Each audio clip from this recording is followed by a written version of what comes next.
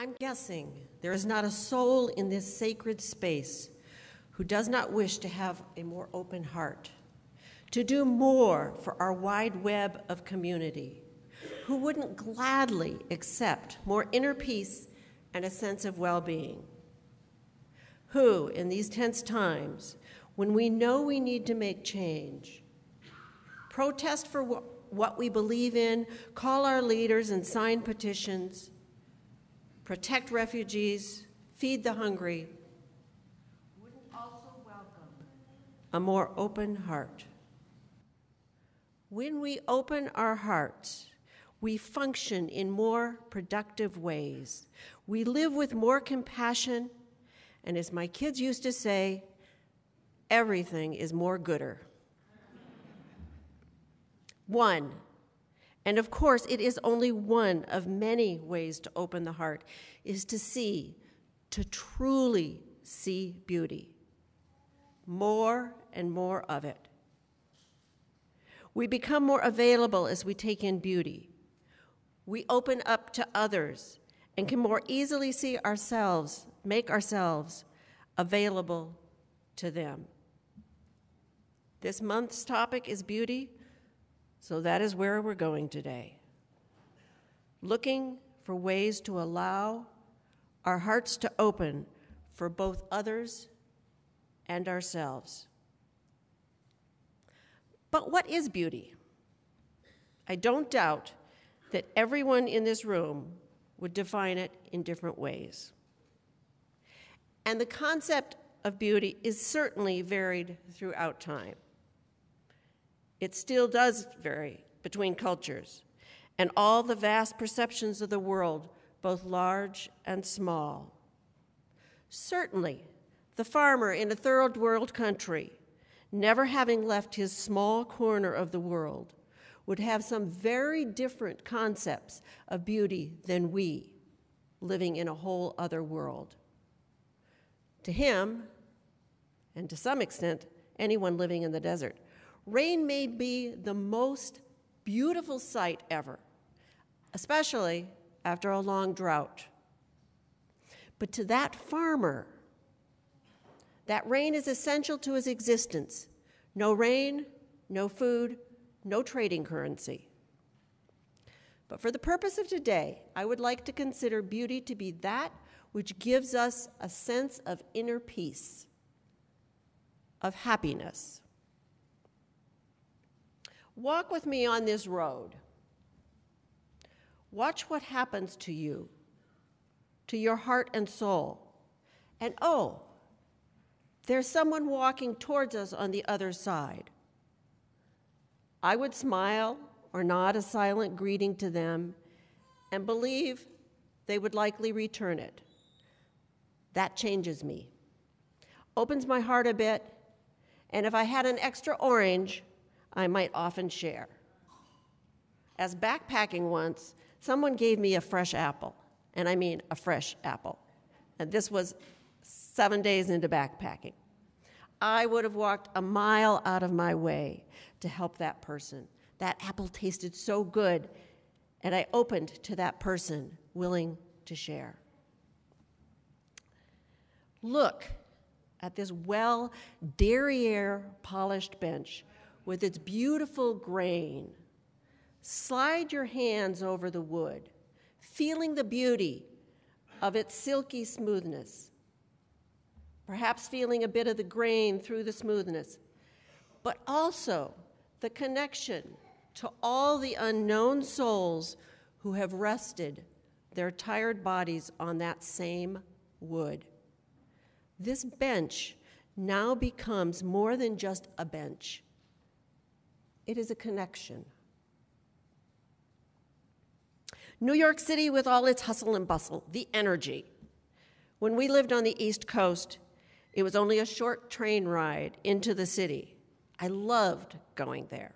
All the people to connect with, so much going on, all the senses being fed at the same time. I loved it for one day, but only for one day. For many of us, this is what feeds our souls. It feeds all of our senses. Lots of people. For others, the country road may be what we need. I could stay there forever. On the other hand, if I had let John have his way, which of course I didn't, we would have lived in the city. He loved all that energy. People all around him, coffee shops on every corner, noise. It energized him. It opened his heart. I loved the peace and quiet of our Connecticut place, where I could walk along the beach alone. His idea of a perfect night would be going downtown with lots of people surrounding him. There is no absolute beauty. We all have to find our own. At one point in my life, about 20 years ago, I mused to one of my sisters, I don't know if I'm really fulfilling my desire to leave this world in a better place. At the time, in addition to being a cellist, I was an ICU RN, taking care of critical patients, often patients with life-threatening injuries. And I tended to their loved ones, their fears. But it was a job that I could turn over right away to the next shift. Somebody else could take over. Yes, it was good. I helped heal both the patient and the family, and I loved it. But my sister looked at me and she replied, "Oh, I think you are doing much for a better world. Think of what your music does to create a more beautiful community, how it changes and enriches lives." Those were the words I needed to hear. I hadn't looked at it that way. I was looking for a bigger, more impressive changes, like helping win something big for women's rights, or helping create rails to trails, something tangible. But now I feel that with my music, I've improved my environment. I still work in other ways, but when the time comes that I can do no more, I will have done enough. But since beauty has the potential to be so powerful in so many ways, why don't we always see, feel, hear, smell it? Our brains are geared to see what is wrong in any given space or environment. It protects us from danger. It is part of evolution. Oh, there's a big, huge animal over there. He's not my dinner, but he may be thinking I'm his. Or you walk into your house and something is not as you left it.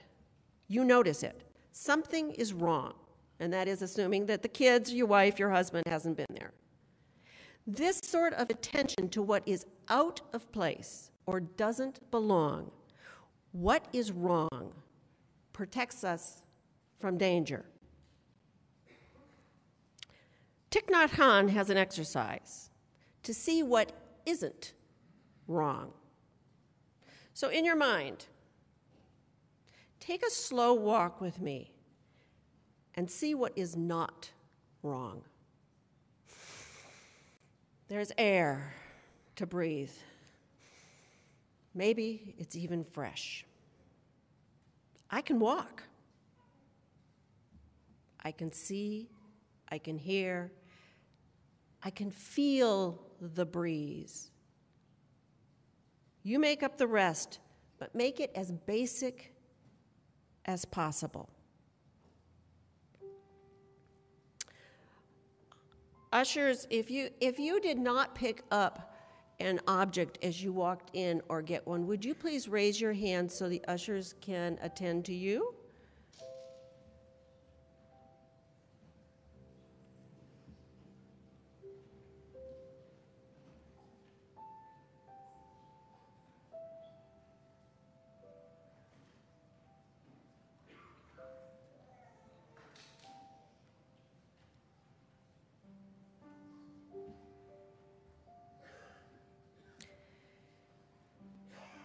You are holding an object you picked from the basket.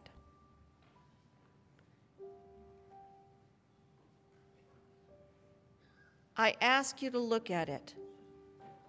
Really look. Feel it in your hand. Are there color changes? Patterns? Does the shape remind you of something? Try closing your eyes and look at it through touch. Is it rough? Smooth? Does it feel warm or cool? Notice everything you can about it, and as you do so, pay attention to how you connect with the object. Pay attention to any changes you feel within. And as you go about your week, I challenge you to continue this sort of practice. I think it was largely my father who taught me to see the little and not so little moments of beauty. Taking us on walks, which slowly developed into hikes as we grew up. Stopping to point out this flower, or this fungus, maybe it was some lichen, some interesting cloud, and possibly finding an image in it. Identifying the constellations, lying on the beach at night, waiting for falling stars, exposing us to music, to art. Of course, when we lived in Germany, he also dragged us through every important museum and every important church. And as a young teenager, I felt it was a bit much. I certainly felt some silent groans, and a few audible ones came out as well, not well received by my parents. On the other hand, it made art history a cakewalk. As I had seen in real life, much of what has been shown was being shown and talked about. Those slides were imprinted on my brain. But I didn't know how spiritual it was for my father and ultimately for me until the end of his long life, when the most he could do was shuffle around the house. Seeing a bird land on the feeder, looking at the shadow patterns made by leaves, or just the view out his bedroom window, which looked into the woods. That was all he needed to feel the value of life. He had already made a big difference in this world, and now in his last years or so, he allowed beauty to give himself peace and a tranquil quality of life. In those last years, we shared some of our most intimate times together, as both our hearts opened to each other. And after many years of a rather strained relationship, he taught me to find beauty in life, to not habituate by thinking I already knew what something looked like, but to really look. Sometimes even getting on the ground so I could see something from a different perspective. It's easy to habituate. We assume we already know what something looks like. Oh, what a pretty flower. I know what trees look like, how the breeze feels. I know that music. You can fill in the blank. But what happens if we really use all of our senses to experience things? No two trees, no two flowers really look, smell the same. No two birds have the same song. Clouds are constantly changing. We listen to music, but do we really hear? Of course, you could become like one of my sisters, who was habitually late for school. She left on time, but she stopped and she looked at things. Anything that caught her eye. It was an easy 15-minute walk to school, but hers often took 30 minutes. Certainly, sometimes for the sake of getting things done, we just need to see a tree as a tree. But really seeing, feeling, listening, smelling, using all our senses, allows beauty to be spiritual. It opens our hearts to ourselves and to others. We become more available. When John died, for those that don't know, John is my late husband, just over a year ago, and 3 weeks later, my son also passed. People often asked me, how could I take it? Or said how strong I was. Said things like, I could never get through all that. I don't know how you do it. I am strong, whatever that means. But that's not what allows me to keep going forward and feeling blessed for my rich and overflowing life. John's last wish was to make it to his annual family reunion, into which he walked, and where he took his last breath a week later, the final day of the reunion, surrounded by 24 family members. Myself, curled up as close as I could get to him, his daughters and grandchildren on his other side, his brothers, son-in-laws, nieces, nephews, plus a few of my family members, all with very intentional attention to ritual around his death. That evening after he passed, we sat on the veranda, looking out over the vista north of Santa Fe.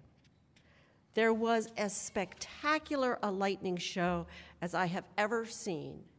And as though that wasn't enough, the next morning, my son-in-law came in and woke me, brought me outside to witness a double rainbow. I don't usually believe in signs, but that morning I did.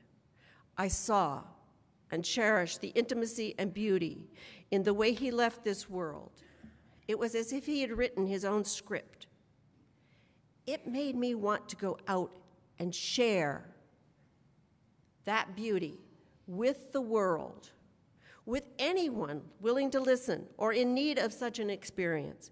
It was beautiful, and I am a changed person for being blessed to be a part from his exit from the here and now. My 95-year-old mother passed away last April, with all of her children and granddaughter at her bedside. About 3 weeks before my mother's passing, my oldest sister, Elizabeth, was diagnosed with advanced stage 4 cancer. She lived alone with no support system, and she will be the first to admit she should not have been living alone in the first place. I had witnessed John's passing with all of its grace, love, compassion, and I knew my mother's, though it would be less dramatic, she wasn't quite as dramatic as John was, would also include all of her children and granddaughter. She would not be alone. About 2 weeks after learning of my sister's future and imagining her dying alone without love and acceptance embracing her, I made the choice to offer to bring Elizabeth to Arizona and live with me. A day or two later, she accepted my offer. I can never know for sure, but I believe that it was the beautiful, intentionally filled passing of John that really cracked my heart wide open. It opened my heart to choose to stop much of my life as I knew it at the time, to fly back to Michigan and bring Elizabeth to Tempe, where I could be her caretaker, her sister, her friend. Give her a sense of acceptance and love so she could finish her life in beauty, to die in love. Beauty can open our hearts to do what is needed in this world, whether it's taking dinner to someone in need, smiling at a stranger passing by, grabbing a shovel and planting a garden to help feed the hungry, taking in refugees in need. The list goes on. I think Rumi says it so simply. The only lasting beauty is the beauty of the heart. In these many ways, beauty within us can help change the world. And I'll be the first to agree, it's not the only way, but simply one part. It is a part of a big picture. More than ever in these times, we need beauty to help us stay sane and do the work we need to do. Beauty can help to make us richer and allow our spirits to remain intact. Notice the beauty. Find the beauty. Dwell in the beauty. Allow the beauty to embrace you and open your hearts. Amen.